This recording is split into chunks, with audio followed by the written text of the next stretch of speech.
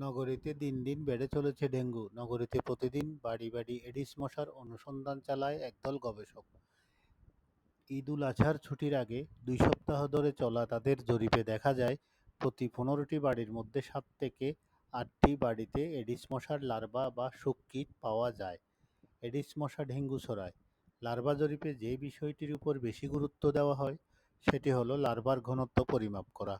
যদি ইনডেক্সের পরিমাণ ২০-এর বেশি হয়, তবে তা আশঙ্কাজনক বলে বিবেচিত হয়। এখন এই জরিপে ইনডেক্সের হার ৫০ থেকে ৬০, যা মারাত্মক আকার ধারণ করার সম্ভাবনা আছে। চলতি বছর এখন পর্যন্ত যতজন ডেঙ্গু জ্বরে আক্রান্ত হয়েছে, এর সংখ্যা গত বছরের তুলনায় অনেক বেশি। বিশ্লেষকরা মনে করেন, এবার ডেঙ্গু বৃদ্ধির আদর্শ পরিস্থিতি রয়েছে।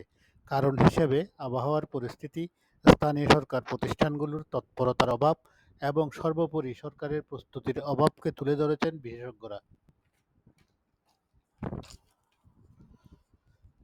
চলতি বছর গতকাল ৯ জুন পর্যন্ত দেশে ৪,৯৭৭ জন ডেঙ্গুতে আক্রান্ত হয়েছেন। হাসপাতালে ভর্তি হয়েছেন আরও অজানা কয়েকজন।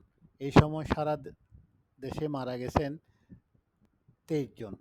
রুবেল নামা, বাংলা নিউজ আপডেট 24।